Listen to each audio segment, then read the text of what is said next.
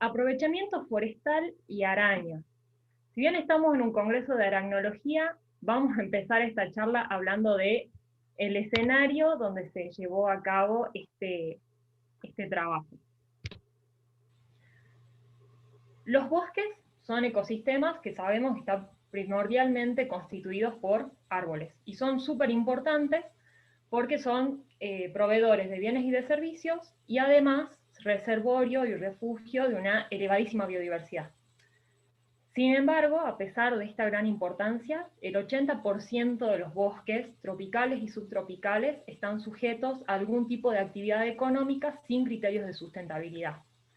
Y una de estas actividades es el aprovechamiento forestal. Particularmente en el área donde nosotros realizamos el estudio, que lo voy a describir muy brevemente, es el bosque pedemontano en el noroeste argentino, que es un bosque seco estacional, ¿sí? ¿Qué quiere decir esto? Que tiene una estación seca muy marcada, con un marcadísimo déficit hídrico, altas temperaturas, y donde el 70% de las especies arbóreas pierde sus hojas. ¿Sí? Una condición, una situación muy contrastante con la estación húmeda, donde las precipitaciones son de 100 a 300 milímetros por mes y también altas temperaturas. Entonces, el aprovechamiento forestal en esta área se desarrolla bajo un esquema selectivo de diámetros mínimos de corta. ¿Qué quiere decir esto? Que se buscan los árboles en el interior del bosque de una importancia económica y con características como troncos rectos, hay grandes diámetros a la altura del pecho y altos, ¿sí? Entonces se los selecciona, se los libera, es decir, se los despejan de lianas y de enredaderas, se los corta y se los extrae. ¿Qué pasa cuando esto sucede? Cambia completamente la heterogeneidad estructural del bosque, ¿sí? Al abrirse los nuevos claros, grandes claros, por la extracción de los árboles, la irradiación llega con más intensidad al suelo del bosque, aumenta la temperatura y disminuye la humedad. Esto, si se lo sumamos a la dinámica estacional que tiene el bosque, vamos a estar aumentando la probabilidad de incendios, particularmente durante la estación seca, y nos llevaría a un empobrecimiento y simplificación. Esto además tiene su correlato en la biodiversidad asociada, ¿sí? Diferentes grupos, tanto de mamíferos, de aves, de anfibios, incluso de artrópodos, disminuyen sus abundancias y riquezas a medida que aumenta la intensidad con la que se extraen los árboles. En la actualidad, los planes de manejo, que son una de las estrategias desarrolladas para mitigar los efectos negativos del aprovechamiento forestal, están principalmente concentrados en especies carismáticas, ¿sí? Aves, mamíferos, incluso reptiles por ahí que no son tan carismáticos. Esto nos da una escala de análisis bastante gruesa y se deja totalmente de lado a grupos que son hiperdiversos y con una elevadísima asociación a la estructura del hábitat, como son las arañas, ¿sí? Todos acá sabemos lo diversas que son, lo fuertemente asociadas que están al hábitat, y también sabemos que se las ha utilizado ya en otros lugares como indicadoras. En un bosque, ¿sí? En un bosque en buen estado de conservación, tenemos determinados ensambles de arañas, ¿sí? Asociadas a características del bosque en buen estado de conservación, que van disminuyendo su abundancia y su riqueza a medida que extraemos árboles del bosque, ¿sí?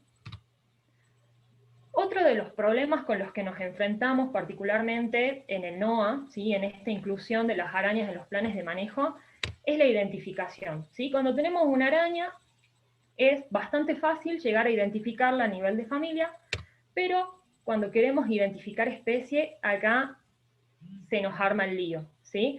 Es incluso mucho más fácil asignarlas a nivel de morfoespecies, sobre todo por la falta de especialistas con las que contamos en esta región.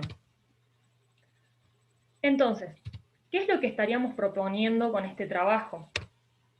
Que se podría simplificar el nivel de análisis al nivel de familia, lo que podría resultar una herramienta bastante efectiva a la hora de brindar recomendaciones de manejo, ¿sí? De manera rápida y facilitando los monitoreos incluso para aquellos que no son especialistas, ¿sí? Además, como se sabe que las familias de arañas tienen comportamientos más colectivos a los cambios en la estructura del bosque, del hábitat. Esto nos brindaría también una ayuda porque a nivel de especies, por ahí esta información no está tan disponible.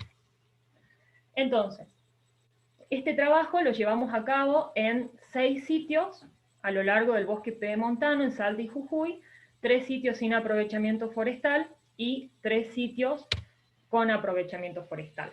En cada uno de esos sitios establecimos 5 unidades de muestreo, ¿sí?, que consistieron en fajas de 10 por 100 metros, en los cuales recolectamos a las arañas con trampas de caída popularmente conocidas, y medimos algunas variables del microhábitat como la cobertura vertical de la vegetación, la obstrucción visual del sotobosque, el espesor de la hojarasca, el número de árboles vivos con un DAP, un diámetro a la altura del pecho mayor a 10 centímetros, y el número de árboles caídos. ¿Qué obtuvimos? Cuando buscamos describir los ensambles de arañas, encontramos que no hubo diferencias estadísticamente significativas en la riqueza de morfoespecies y en la riqueza media entre las unidades de muestreo, pero sí a nivel de familia, ¿sí?, la cual fue significativamente mayor en sitios sin aprovechamiento que en sitios con aprovechamiento. En cuanto a las variables de la estructura del bosque, la cobertura, el porcentaje de cobertura superior, es decir, acá un error de tipeo, la vegetación mayor a 16 metros de altura, el espesor de la hojarasca, y tanto el número de árboles vivos como de árboles muertos fue significativamente mayor en los sitios sin aprovechamiento. Con todo esto, ¿qué hicimos? Realizamos un análisis de redundancia, el cual nos reflejó que en los sitios sin aprovechamiento forestal teníamos amorfoespecies pertenecientes a las familias Pholcidae, Nemesidae, Anidae y Mismenidae, que estaban más asociadas a un mayor porcentaje de cobertura superior, es decir, doseles más cerrados, un mayor número de árboles muertos caídos y un mayor número de árboles vivos. Por otro lado, los sitios sin aprovechamiento se caracterizaron por presentar morfoespecies de las familias Corínidae, Licosidae, Linífidae y Nafosidae, asociadas a un mayor porcentaje de cobertura inferior, es decir, mayor desarrollo del sotobosque.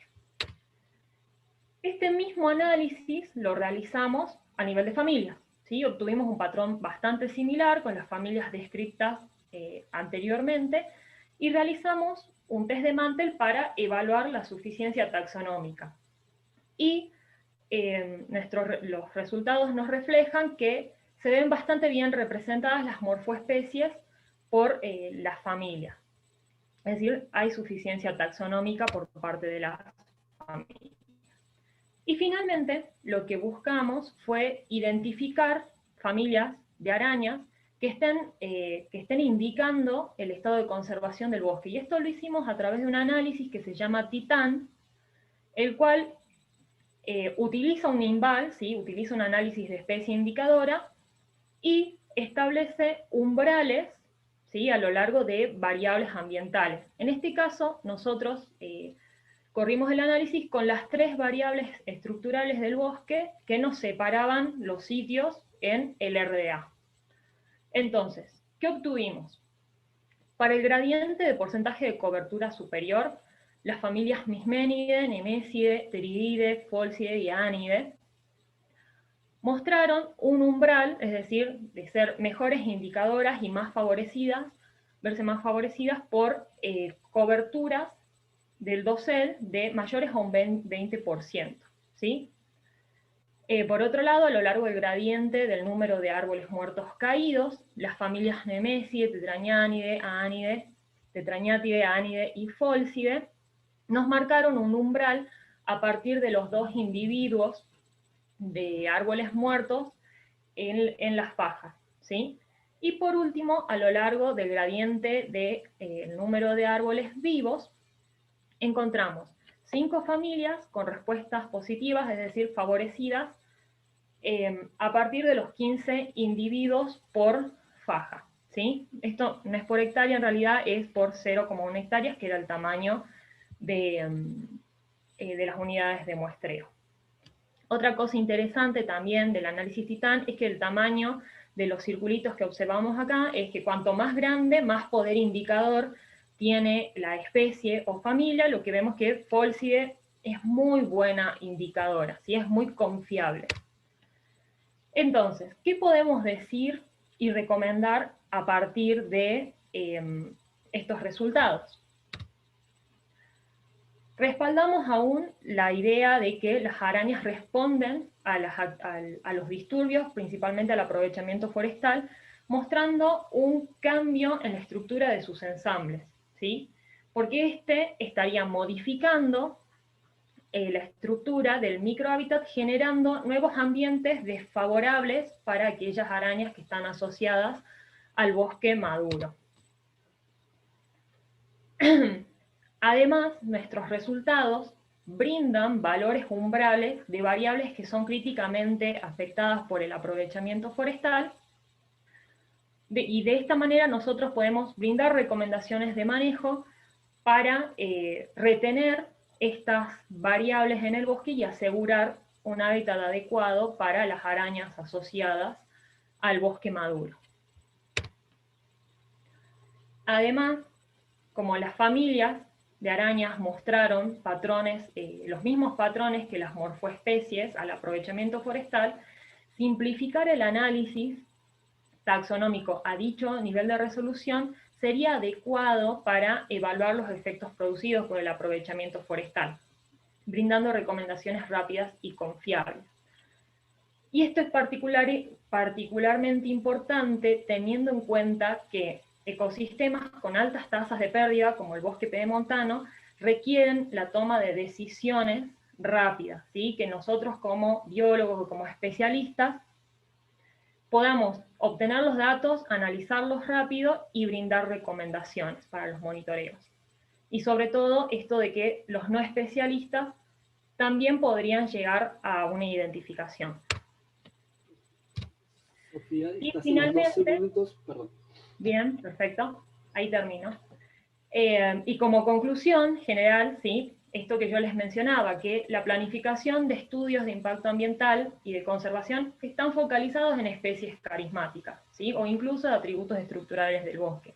Y por eso, proponer a las arañas como otro grupo focal, ¿sí? A la hora de realizar evaluaciones de la biodiversidad, teniendo también la escala de análisis que nos brindan estos artrópodos, sería una estrategia rápida y confiable y efectiva, siendo también una alternativa en ambientes naturales donde, por ejemplo, especies de grandes tamaños corporales ya no las encontramos o presentan respuestas más aletargadas a los cambios. Muchas gracias.